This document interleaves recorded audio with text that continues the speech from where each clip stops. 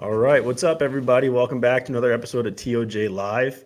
I'll be your host today, Stephen Russo, joined by Joe Caporoso. A nice fill-in, obviously, since Steve Zantz can't join us tonight. But Joe, what's going on, man? How you doing? I'm doing well. Thank you for having me. Always happy to be able to hop on a TOJ show. Makes me feel young. Yeah. Listen, I love it, and thanks again for jumping on. So we'll just kind of start. Just give me like a pulse check, like where you're at. State of the Jets. Obviously, it was bad at 2-6, about as bad as we could feel. You never thought we could eclipse the rock bottom from 2023, but it felt like somehow we were there. So after that second half against Houston, how are you feeling now? Are you back in? Are you tempering expectations? Like, where are you?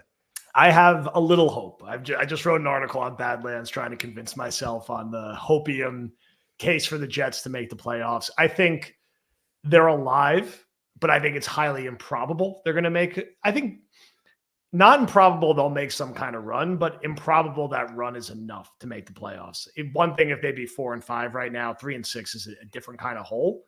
We're going to learn really quick against the Cardinals, which is a tough matchup. Cardinals have been better than expected this year. We saw a tease of the potential in the second half against Houston. Can they do it for a full game?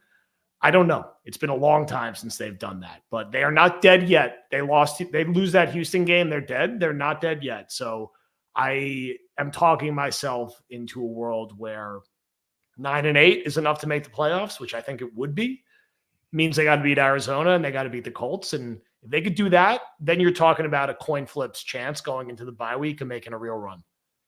Yeah, I think I'm with you. Like it's frustrating because of how those 5 losses in a row went. Like there's so many things that if just one thing goes their way, then maybe it's different. And maybe we're singing a different tune right now. But the old Bill Parcells, you are what your record says you are. And right now they're a 3-6 team. So clinging to hope, I think, is something that we're all doing. And I was as out after that first half against Houston and 5.5 games, really. But that second half does give you that glimmer of hope. Now, we love Jets nostalgia. Like, is there anything that you're kind of looking back to say, you know what, this reminds me of a certain season? Like, I kind of go maybe 2002, 2016 could go the other way. I saw our boy Will Parkinson tweeted out, maybe it's the reverse of 2022, which I think we'd all love. Yeah. Is there anything that you're kind of pulling back from or either hoping for that kind of reminds you of what this year has gone like so far? I mean, 2002 is the most logical comparison because I think they started 2-5 that year and they made the run. Now, the difference was they made a quarterback switch to Pennington, and that's really what sparked it. Now, you can say Rodgers getting healthy can spark that because he looked healthy in the second half of the game. Mm-hmm. And that was that kind of run where they finished 7-2 and they won the division. It's actually the last time they won the division. It certainly did feel like 2016 at halftime of the Texans game because this team can be very unlikable at times and do certain things that just break your brain. And I kind of credit Garrett Wilson more than anyone for sort of turning the energy around in the second half. And I agree actually with what Todd Downing said, that when he gets going, there's a real trickle-down effect to the rest of the team from an energy perspective because he's that good and makes those kind of plays. So 2002 is really what you're holding to. The reverse of 2022, maybe the way they were winning games that year was, in spite of the quarterback and thanks to their defense and like some fluky matchups. So I want 2002 where Rodgers gets hot like Pennington got hot. And he's done this a lot in his career, Rodgers, where they start slow and he picks it up down the stretch. Because that is credibly how they win 6 of 8. If he's the best quarterback on the field just about every week, and he was that guy in the second half against Houston. He threw 3 touchdowns. He was accurate. He was scrambling a little bit. If he could be that guy, they can beat the Cardinals, even if their defense struggles, because he's that good. No, I agree. And that's, I think, what we're all hoping for. And sometimes I have to remind myself, like, I'm clinging to hope of something that happened 22 years ago when I was a senior in high school. And that's kind of, that's depressing, but that's where we're at. So as you look at this 3-6 team, you assess this season 9 games in, right? Kind of a 3-part question here. Like, biggest disappointment thus far, biggest surprise from a positive standpoint, and then biggest, like, I saw this coming, I told you so, like, this is typical Jets. Where's your head, where's your head go when I ask you those 3 questions? I mean, biggest disappointment is definitely Sauce. He's a guy ranked as the best player on the roster going into the season, and he certainly has not been that. He's taken a real step back. I don't know if he's hurt. I don't know if he's lost his confidence, but since week 1, he's been a major letdown this year. Tyron Smith, not too far behind, but you could see Tyron Smith like getting old and falling off a cliff a little bit. Sauce is like entering the prime of his career, and he's just been a letdown. Let's hope he can get healthy, and let's hope that turns around in the back half of the year. Best surprise, I mean, Lazard's production before he got hurt was a very pleasant surprise that I was not anticipating. Sherwood being as good as he's been filling in for Mosley has been encouraging and helped. The defense has not been good, but it could have been much worse if he was not able to fill in for Mosley.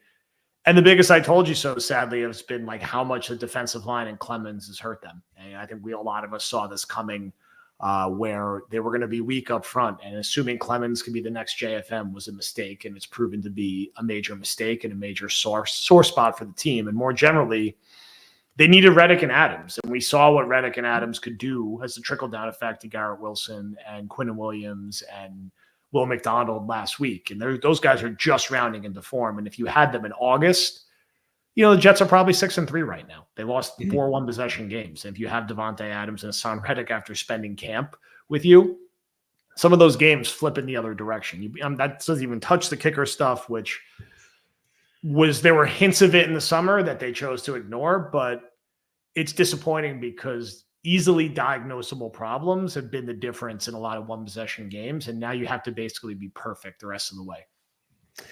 How about coaching? I mean, what do you think on that front? Like, I think everybody looked at this roster going into 2024 saying this is arguably the most talented roster that we've probably all seen, definitely in recent years, but even those of us that go back even further, like since 98 and definitely, 09, 010 or 2010. But we all looked at it and said, yes, it's a talented roster, but coaching can really hold this team back. Like, what have your thoughts been on that thus far? How do you give a grade to obviously Jeff Ulbrich after taking over from Saleh, but the coaching staff on the whole?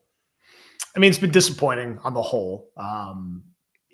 We thought it could be a problem, and it was the problem we thought it would be early in the year. Hackett was every bit as bad as everyone feared, and Saleh kind of just looked like the same guy. He's like the same guy he's always been, who I think if he just left in place would have probably went 7-10 again. And they still may go 7-10, but like they needed to try to change something. So I don't begrudge them for doing it. They probably should have fired him in February. Again, the Jets do the right thing often. It's just late. And because it's so late, it ends up really not looking like the right thing. I think Ulbrich, it's too early to judge. I think he's been okay. He's got like, it's hard to say he's really like radically changed anything. Now, if they go win 2 games in a row, after beating Houston, different conversation. Downing's definitely been much better than Hackett. I wish he had the play calling since the beginning of the year. And he's not like Sean McVay, but he's just like an average offensive coordinator, which is substantially better than Hackett. Boyer's been abysmal on special teams, and that's been like quietly why the Jets have lost a lot of these one-possession games. They're really bad on special teams after being pretty good last year. And it's not just the kicking. They have no return game. They get stupid penalties, and it's been really bad. It's time for, a change of voice there, I think, without question. So, they're probably one of the 5 or 6 worst coach teams in the league right now. And that's a hard thing to overcome most weeks. Maybe Ulbrich gets more comfortable week over week and he has a better offensive coordinator now. It's a great test to have to fly out to the West Coast after a mini bye and play a team that's feeling themselves and has won a few games in a row. And most Jet fans expect to lose this game because if you've been watching the Jets for a while, they don't win this game often. So we're going to learn about the coaching staff and if they've really broken through really fast on Sunday. Yeah. And I think you look back at that Texans game and you think about coaching, and those are, 3 huge things that typically come back to bite the Jets in the ass, right? You got the Corley fumble before the goal line, which was insane. You can't blame coaching on that, but you talk about the Irv Charles penalty on 4th and 15 to give them a fresh set of downs. You talk about the Eric Watts, roughing the snapper to give them another chance and ultimately give them a shot to get a touchdown and get it within 4 points. Like, those are the types of things that typically come back to bite the Jets. Somehow we escape them, but those are also the things that consistently happen that also were part of that 5-game losing streak, which is extremely frustrating. So we talk about, the disappointments and pleasant surprises and stuff. And one thing you brought up was Jamie and Sherwood, but I'm interested to hear your thoughts. Like, I think he has played well, but I think middle linebacker can be one of those positions where it can be hidden what's going on. Do you think the CJ Mosley absence is impacting the Jets' kind of lackluster run defense? Like, when you look at this, the defense was the strength of the team. And for the better part of the last decade, the Jets have typically been pretty good against the run. But this year, I don't know why teams pass, to be honest with you. Like, it seems like you run at will. Do you think CJ Mosley's absence there has contributed to that? Like, are we missing him more than I think most fans realize? I think there's probably something to that. I mean, the Jets' problems are, they lack rush lane integrity, both against running backs and quarterbacks. They lack just size and physicality next to Quinn and Williams, but Mosley is, if nothing else, a very good run stopper and is good at getting everybody in the right place. So there's certainly some impact there. And could you find a smart way to play all these linebackers when Mosley's healthy? Probably. They're far more undisciplined than they've been in recent years. And they just have a little less talent on the defensive line. And why I worry about the Cardinals matchup is the Cardinals' bread and butter is running the ball. And if if the Jets can't stop the run, it's going to be a hard game to, overcome. Kyler will make his mistakes, and I think they can contain him. And Sauce is probably a pretty good matchup for Marvin Harrison. They don't have too much else besides Trey McBride that's going to kill you in the passing game. But, who's to say James Conner isn't going to run for 170 yards against them, just like, you saw against the Niners and some of these other games. So it's going to be a big test. I think the Jets will put up points. I think it's going to be a higher scoring game, but I am worried about this run game going forward. How about, this doesn't get talked about much, but you mentioned disappointments, the tight end room, right? I think we all kind of had big expectations for Tyler Conklin in this offense and what he could do. Not that he's been bad, but he's kind of been meh. Like, what do you think about overall just that positional group? Is that something that we should be expecting more out of, or is it kind of like is what it is? I think it's been slightly disappointing. I don't love how they use Conklin. I think he's a very specific kind of player. He's good down the seams. He can make tough catches in traffic. I think they try to set him up for like yak too much, and he's terrible at yak. He's like plotting, he doesn't break tackles, and like they run these little like quick outs to him, and he gets tackled for a 2-yard loss. They're not using him to his strength. I think, Ruckert is a glorified Ben Hartsock. Like he's like, I think it's a little more hype because he's a 3rd-round pick and his dad's like a fun guy and was a Jets fan, but there's not much there. Like he's okay. He's not a dynamic player. He's just sort of like a league average backup tight end. It's nice to have Yeboah back. He's got a little bit more like juice in the pass game, but also, again, you want to temper expectations. It's a position that I'd like to see a little more explosiveness at long-term. I think that's what they were thinking with the dart throw with Kuntz. His game just didn't translate properly to the NFL. So I think it's been slightly disappointing. I think Conklin's going to stay very involved in the pass game, especially post Mike Williams. I just hope it's on the right kind of routes. So you mentioned that, and that's a perfect segue. Mike Williams trade. How do you feel about that? What do you expect now moving forward with him gone and Lazard still on IR? Like, where do you think kind of those targets? I mean, even though they are limited, but where do you think the offense goes now, absent of Mike Williams? I mean, I didn't necessarily love it. I always prefer to have more depth, especially in a year you're trying to win right now. You never know when other injuries are going to strike, and Lazard's going to be out for a while. He's on short-term IR, so you're not going to see him anytime soon. And he has a chest injury, which is scary, so who knows what's going to happen there. I'm a little alarmed at how much like Rodgers and Downing are talking about Irv Charles playing like reps on offense. It's like, what are we doing here? Theoretically, there should only be so many targets to go after Wilson and Devontae and Brees and Braylon Allen and Conklin. You're like talking about who's going to be 6th on the team in targets. And I'd prefer to see Corley get that opportunity. I think he has the highest upside despite his stupidity last week. He definitely has the highest upside. Gibson is not really an NFL receiver. He's like an okay returner. He's not going to bring much to the offense. And I don't think at this stage there's any reason to think Charles would either. I get Rodgers' interest because he's a huge guy and like it's nice to have a big target out there, but I don't know. Again, we're talking about a guy who's going to be 6th or 7th on the team in targets. My guess is you'll see Charles and Corley mix through a decent amount more. How many targets they really get, I don't know. But, if Garrett rolls an ankle and he's out 2 weeks, it would have been really nice to have like Mike Williams there to step in. Hopefully that doesn't happen. And it's just weird. It's like 2 years in a row now of like getting a receiver in the offseason and trading them by the deadline. It's just like a bizarre way to run a team. Yeah. And again, another good segue here before we move into more about the Arizona game, but thoughts on Joe Douglas. Like, is he working right now? Comments from the interview yesterday. I'm here to serve at the pleasure of the owner. Like, What are your just thoughts overall? I think TOJ and Badlands we've been fairly objective about Joe Douglas. Like, he is what he is. He's made good moves, he's made bad moves, but at the end of the day, his record is what it is, and it's not good given someone that's had 5.5 years to do it. In the comments yesterday, like, just what's your stance? Where are you at? Kind of pulse check on Joe Douglas and where you see this kind of going. I mean, I think it's over. I think once he didn't get that contract extension, he's operating as a lame duck. I think both sides know he's a lame duck. He's been pretty invisible this year. Not that he's ever too out there in the media, but he talked for like 9 minutes or something yesterday. Feels like Woody's the guy pulling the strings at this point, and Douglas is, probably looking for his next job, and the Jets are probably kicking around in their mind how they're going to get it. They need to rebuild their entire front office. Like, it's kind of like a shell company, I've been saying right now, because they've gotten rid of Hogan and Alexander, not filled those roles. It's just kind of like Douglas and Phil Savage and some like guys who've been bouncing around the building for a while. So at the end of the day, Douglas is going to get 100 games here and finish, way under 500. Hopefully they make a playoff run and he sneaks in. It's hard to see any scenario where he's back next year. Now, again, they go on a crazy run, they make the playoffs, they win a playoff game, different conversation. But the way it's trending now, I think he's just a lame duck. Yeah, that's the way that it does seem.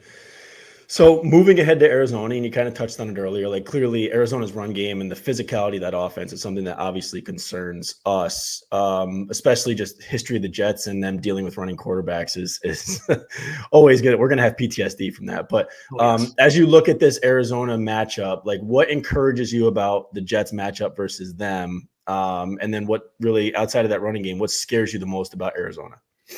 I think the Jets are going to score points. I think they should have the ability to put up a lot of points on this defense. And it seems that if they could carry over the rhythm they had in the passing game against Houston, they're going to be really hard to defend. If Rodgers is playing well, Garrett, Devontae, and Brees are lethal top 3 weapons that you put them up against almost anybody's top 3 weapons in the NFL if they're all right.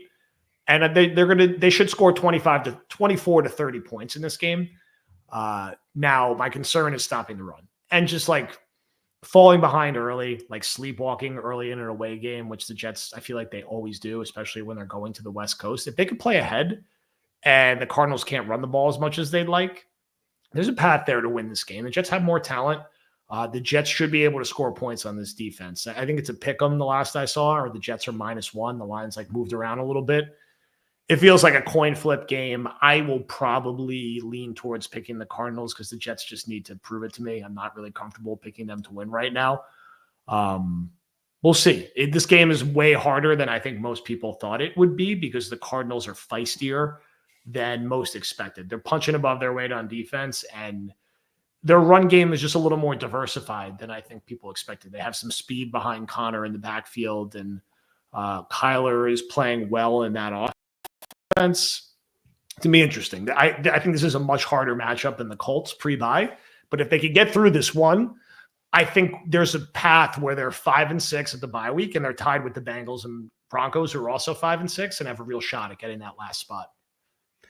Yeah, I agree. And I think you hit the nail on the head. Like, how they come out and how fast they start this game will determine kind of where this team is at. Like, you're 3-6, you've got a shred of hope after a really good half against a really good team, honestly, in Houston.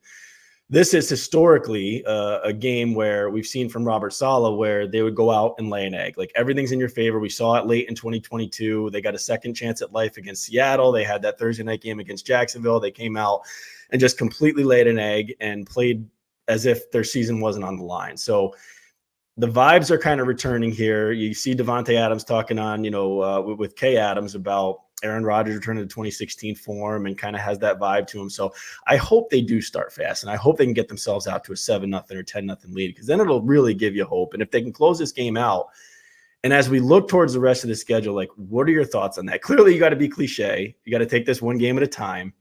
Are we getting out over our skis with how this schedule looks, though, if we are looking ahead? Like, Miami with Tua back is not a 2-6 team. LA is kind of kicking a little bit, right? They're getting some juice. Like, if we were to really play that game, are you nervous about this upcoming schedule, or are we kind of looking at it the right way? I mean, it's not the easiest schedule in the world. There's some sneaky hard games in there. That's why it's like this all feels more realistic if you could take a deep breath at being 5-6 at the bye. Because then you would say, look, we look at these remaining 6 games. Like the Jaguars are pretty terrible. The Dolphins, like if they keep losing, are they playing Tua in those games? Like hard to say. And they're 2-5 now, I think. Are if they're 2-7, are they risking Tua at that point? Seahawks will be hard, but at least you have them flying here, right? And they've been struggling a bit recently. Rams are a difficult game no matter what. I don't feel confident thinking the Jets are beating a Sean McVay coach team, although of course they did in the year where they were about to go 0-16. Bills, that's one that, again, if you think the Jets are going to finish 6-2, that's one you probably expect them to lose in Buffalo. So, yeah, it's a schedule that on the surface you're like, yeah, they'll probably go like 4-4, not 6-2, and they need to go 6-2, and they're going to have to find a way to go like 2-1 in their remaining AFC West games, NFC West games, and avoid any trip ups in the rest. Yeah, I think that's well said and a good way of looking at it. But obviously, they got to take one game at a time. Let's just get a win against Arizona and go from there. So, I know you're pressed for time. I got one more thing. We love our nostalgia. I told you I'd hit you with some trivia here. So here's what I'm going to do. I'm going to name, and this goes back to I remember you had a Twitter account for random Jets, but I'm going to name a random Jet, and I want you to give me the year that they played for the Jets. Let's see if you can do this, okay? I'm ready. We'll start with what I think is an easy one. I don't think it's before your time, but you're a little younger than I am. So Steve Atwater. That was probably 1995. Ooh, close. 99. It was the year they were good in 98. They wanted to make a run. They geared up, and Parcells signed them. The Ray Lucas year in 99. Yes, the Ray Lucas year. Yeah. Yep. All right. How about Ty Law? Ty Law was 2005 and 2008. They brought him back on the team. Nice. Look at you. See, there we go. That was more of my age range. There we go. All right. Ed Reed. Ed Reed was it's a year 20. Actually, it was 2013, not 2014. Very well done. Look at you, man. Here we go. All right. Going back a little bit, Curtis Conway. Curtis Conway was 2003. I'll never forget. I don't ever forget that. That's perfect. At the jersey. Right, here we go. Last two. Percy Harvin. Percy Harvin was 2014, the year Idzik got fired. Can't fool you. And here's a tough one, I think, anyways. LaRon Landry. LaRon Landry was, let me think about this for a second. I think he was 2012, the Tebow year. Dude, yeah. Incredible. Pick 6 against Miami. Yeah. I can't fool you. And honestly, I got to give you a pass on Steve Atwater because I think I was 13 that year. So I don't know how, but you were probably 10. I was 12. It was like 12. Yeah, something like that. 99. So yeah, but listen, man, the other one's very impressive. I had to look a few of those up. So you got me on those. But all this wasted brain space. I know that's all it is. Now there's no room for nothing new because all the Jets stats and nostalgia from the first 30 years of your life. Just take it up. So listen, Joe, we really appreciate it, man. Thanks so much for jumping on. It's always good to talk with you. Hopefully we can get back and do it and talk about the Jets making a legitimate playoff run here later in the season. But as always, subscribe to Badlands. You and Connor do an amazing job. Make sure you're hooked up for all the merch and everything. And we appreciate you jumping on. And we'll talk to you soon. Thanks very much. Thanks for having me.